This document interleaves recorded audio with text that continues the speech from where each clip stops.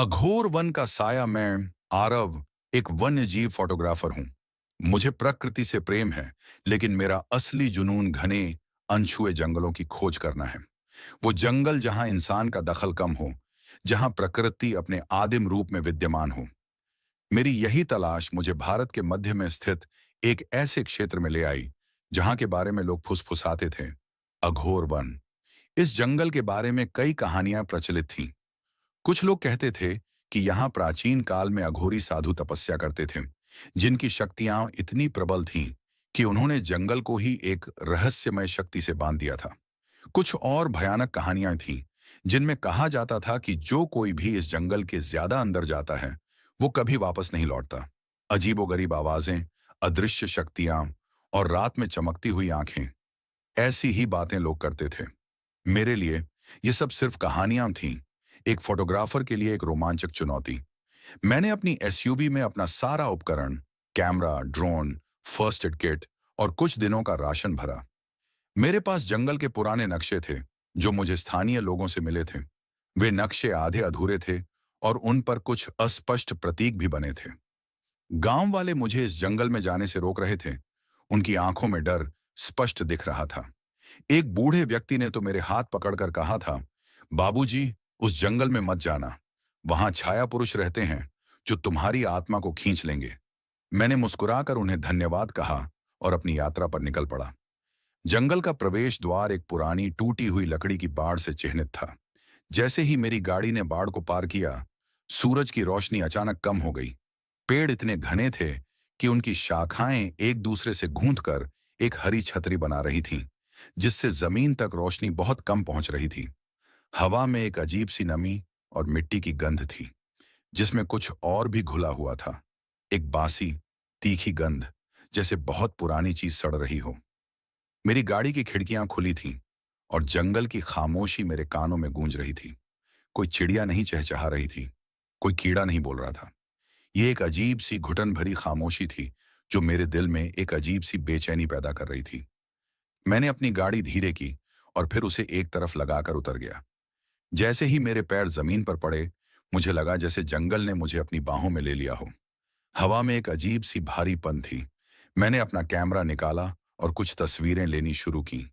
हर तस्वीर में मुझे पेड़ों के बीच पत्तों के साए में कुछ धुंधला सा महसूस हो रहा था, जैसे कोई मुझे देख रहा हो।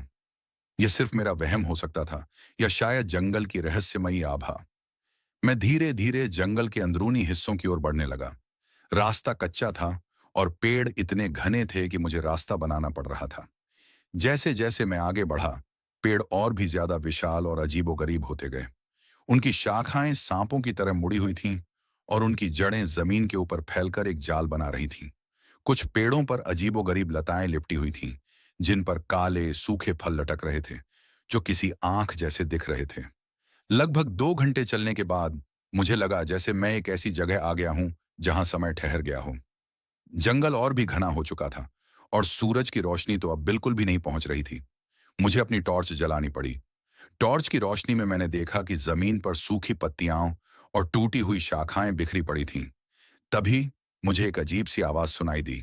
यह फुसफुसाहट थी, बहुत धीमी, इतनी धीमी कि मुझे लगा जैसे यह हवा की आवाज हो जो पत्तों के बीच से गुजर रही हो। लेकिन यह फुसफुसाहट लगातार थी, जैसे कोई मेरे कान में कुछ कह रहा हो। मैंने अपनी सांस रोककर सुनी, लेकिन मुझे कोई शब्द समझ नहीं आया।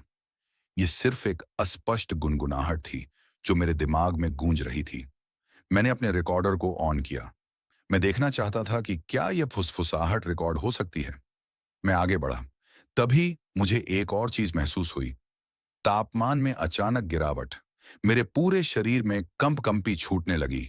हालांकि बाहर इतनी ठंड नहीं थी। मैं एक ऐसी जगह पहुंचा जहां पेड़ एक अजीब से पैटर्न में उग रहे थे। उन्होंने एक गोलाकार घेरा बनाया हुआ था और उसके बीच में जमीन पर कुछ पत्थर रखे थे। ये पत्थर किसी प्राचीन अनुष्ठान का हिस्सा लग रहे थे। पत्थरों के बीच में जमीन पर एक छोटी सी टूटी हुई हड्डी पड़ी थी। किसी जानवर की नहीं, बल्कि किसी इंसान की हड्डी। मेरे रोंगटे खड़े हो गए। मैंने अपनी टॉर्च को हड्डियों पर फोकस किया। तभी मुझे लगा जैसे मेरे ठीक पीछे कोई खड़ा है। एक ठंडी हवा का झोंका मेरे कंधे से गुजरा और मुझे एक अजीब सी दुर्गंध युक्त गंध और भी तेज महसूस हुई। वही सड़ी हुई बासी गंध जिसमें कुछ और भी घुला हुआ था। एक भयानक मीठी गंध। मैंने तेजी से पलटा, लेकिन वहां कोई नहीं था, सिर्फ घने पेड़ और अंधेरा। लेकिन मुझे अब यह सिर्फ मेरा वहम नहीं लगा। मुझे लगा जैसे मैं अकेला नहीं हूं। मैंने हड्डियों को अपने बैग में रखा और वहां से जल्दी निकलने की कोशिश की।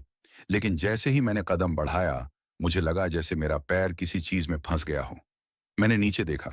जमीन पर एक मोटी काली जड़ थी जो मेरी टखने के चारों ओर कस गई थी। मैंने उसे खींचने की कोशिश की, लेकिन वह बहुत मजबूत थी। और फिर मैंने देखा, जड़ें जमीन से बाहर निकल रही थीं और धीरे धीरे मेरी ओर बढ़ रही थीं। वे सांपों की तरह रेंग रही थीं और उनकी सतह पर एक चिपचिपा काला पदार्थ था। मुझे लगा जैसे ये जड़ें जीवित हों। मैं चिल्लाया, लेकिन मेरी आवाज जंगल की खामोशी में खो गई। मैंने अपनी जेब से अपनी छोटी छुरी निकाली और जड़ों को काटने की कोशिश की, लेकिन वे इतनी कठोर थीं कि छुरी उन पर फिसल गई। जड़ें मेरी टांगों को कसती जा रही थीं और मुझे दर्द होने लगा था। तभी मुझे पेड़ के तनों पर अजीबोगरीब आकृतियां उभरती हुई दिखाई दी। ये आकृतियां धुंधली थीं, जैसे कोई छाया हो, लेकिन मुझे लगा जैसे उनमें से कुछ मुझे घूर रही हों। वे आकृतियां धीरे धीरे बड़ी होती जा रही थीं और उनके बीच से एक धीमी गहरी गुनगुनाहट निकल रही थी। मुझे लगा जैसे ये वही छाया पुरुष हों जिनके बारे में गांव वाले बात कर रहे थे। ये सिर्फ साए नहीं थे, बल्कि कुछ और थे, जंगल की ही एक भयानक अभिव्यक्ति। जड़ों ने मुझे पूरी तरह से जकड़ लिया था। मैं हिल भी नहीं पा रहा था। छाया पुरुष मेरे करीब आ रहे थे और उनकी गुनगुनाहट अब एक भयानक तेज शोर में बदल चुकी थी। मुझे लगा जैसे मेरे दिमाग की नसें फट जाएंगी। अचानक एक और आवाज आई। ये एक महिला की आवाज थी जो दूर से गा रही थी। उसका गाना अजीब था, एक प्राचीन भाषा में, लेकिन उसमें एक अजीब सी कशिश थी। गाने की आवाज मेरे कानों में गूंज रही थी और छाया पुरुषों का शोर कुछ कम होने लगा। छाया पुरुष गाने की आवाज सुनकर रुक गए। उनकी आकृतियां कुछ देर के लिए स्थिर हो गईं, जैसे वे आवाज सुन रहे हों। मैंने इस मौके का फायदा उठाया। मैंने अपनी पूरी शक्ति लगाकर जड़ों को खींचने की कोशिश की और इस बार वे थोड़ी ढीली पड़ी। मैंने अपनी टांगें खींची और मुश्किल से खुद को आजाद किया। मैं वहां से भागा, गाने की आवाज की दिशा में। मुझे पता नहीं था कि वह कौन थी या वह गाना क्यों गा रही थी, लेकिन मुझे लगा कि वह मेरी मदद कर रही थी। मैं भागता रहा और गाना मुझे रास्ता दिखाता रहा। छाया पुरुष मेरे पीछे लगे हुए थे। उनकी गुनगुनाहट फिर तेज हो रही थी, लेकिन मैं भागता रहा, अपनी जान बचाने के लिए। मैं एक छोटी सी पहाड़ी पर पहुंचा, जहां से एक प्राचीन मंदिर का खंडहर दिखाई दे रहा था। मंदिर के पास एक महिला खड़ी थी। वह लंबी थी, उसके बाल खुले थे और वह एक साधारण सूती साड़ी पहने हुए थी। वह गाना गा रही थी। उसकी आवाज मधुर थी, लेकिन उसमें एक अजीब सी उदासी थी। जैसे ही मैं उसके करीब पहुंचा, उसने गाना बंद कर दिया और मेरी ओर देखा। उसकी आंखें गहरी काली थीं और उसके चेहरे पर कोई भाव नहीं था, लेकिन उनमें एक अजीब सी चमक थी। वह युवा नहीं थी, लेकिन बूढ़ी भी नहीं लगती थी। उसकी त्वचा पर कोई झुर्री नहीं थी, लेकिन ऐसा लगा जैसे उसने सदियों का दूहक देखा हो। तुम यहां क्यों आए इंसान? उसकी आवाज में कोई भावना नहीं थी। ये जगह तुम्हारे लिए नहीं है। मैं मैं भटक गया था, मैंने हाँफते हुए कहा। तुम्हारे गाने ने मुझे बचाया। इस जंगल को मत छेड़ो, उसने कहा। इसकी अपनी आत्मा है और इसकी अपनी कहानियां हैं। तभी छाया पुरुष भी पहाड़ी पर पहुंच गए। वे मंदिर के चारों ओर फैल गए। उनकी गुनगुनाहट फिर से तेज हो गई। महिला ने मेरी ओर देखा।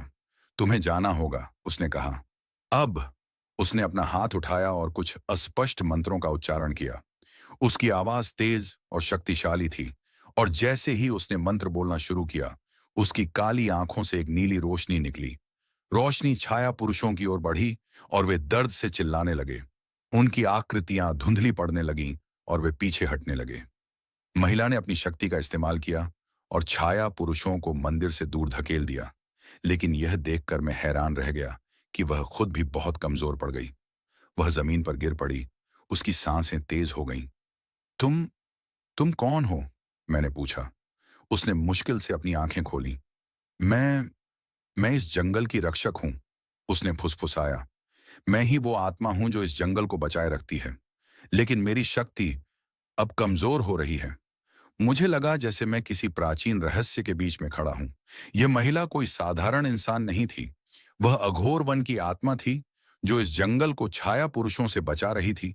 लेकिन वह अब कमजोर पड़ रही थी, और अगर वह मर गई तो छाया पुरुष पूरे जंगल को निगल जाएंगे, और शायद गांव को भी। उसने अपनी उंगली उठाई और मंदिर के बीच में एक पुरानी टूटी हुई मूर्ति की ओर इशारा किया। वह एक देवी की मूर्ति थी, जिसका सिर टूट चुका था। यह यह मेरी शक्ति का स्रोत है, उसने कहा।